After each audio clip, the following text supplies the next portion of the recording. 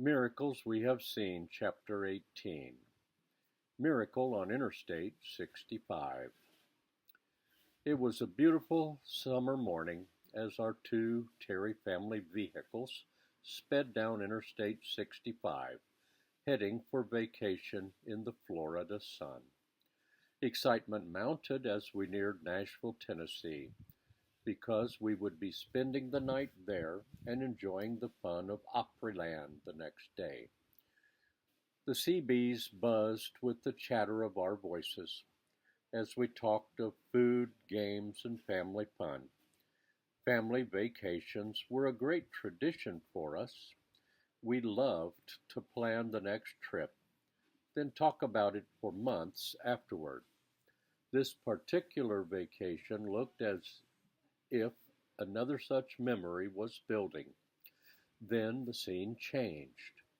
I heard a voice, a real but urgent voice that said, "Turn at the next exit, then go left."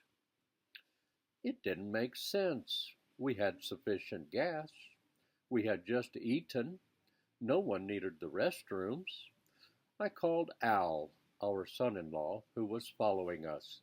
"Al, we have to turn off at the next exit." "What's the problem?" Albert responded on the CB radio. "I don't know," I answered. "Something is telling us to turn at the next exit."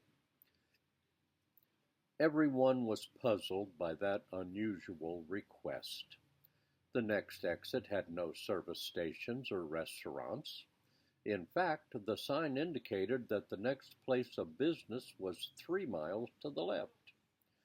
The feeling of urgency persisted. Everyone was puzzled. We were in a hurry to get to our destination.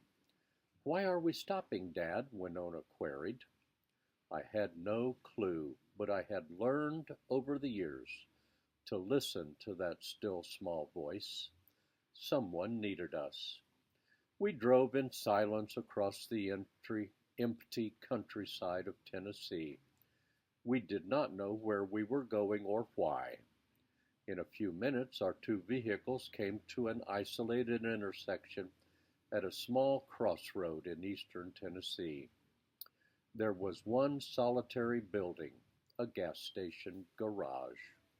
One of the attendants was stopping each car that entered the intersection. He seemed to be worried. He was halting each car and asking questions. As I rolled down the window, he said to him, "Does anyone in your vehicle speak Spanish?" "Yes, sir," I replied. "How may we help you?"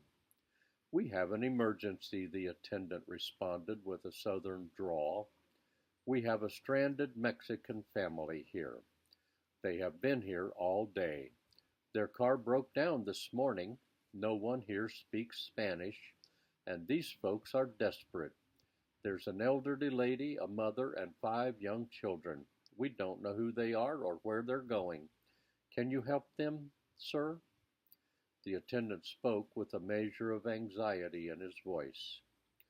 I found the little Mexican family huddled in a small waiting room connected to the service station. It was apparent they were frantically searching for someone to help them out of their predicament. "Buenos dias, ¿puedo ayudarles?" I asked. "Good morning, may I help you?" The family responded with great joy. "Oh, yes, sir. We've been waiting all morning. Our car is broken down," the mother said. "We left my husband at the airport in Nashville this morning. I thought we could make it back to where our families are staying with friends over 50 miles to the north," she explained. "We've been praying that God would send someone to help us. Will you help us, sir? Por favor?" "Please." We spent a few moments celebrating their answer to prayer before explaining to the service station attendants where the Mexican family wished to go and how to best help them make connection with their waiting family. The manager promised to take them to a motel where they could spend the night while the car was being repaired. He took the phone number and names of the people who were waiting miles away. He promised me he would take care of them and deliver their car when it was repaired. He seemed relieved to be able to communicate with them. It was a happy farewell as my family, the little Mexican family, and the attendant waved, shouted adios. God bless you. What happened? What happiness and joy filled our hearts as we traveled south on Interstate 65 to Nashville and Opryland. We had heard the voice of a loving Heavenly Father who loved and cared for a stranded Mexican family that day in eastern Tennessee. He will hear your prayers also. He will send someone to rescue you in your time of crisis. Believe that a miracle is waiting for you also. Learn to listen to that still small voice that will call you perhaps to rescue someone who is stranded or in need.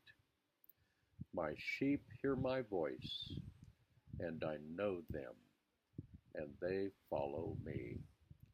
John 10:27.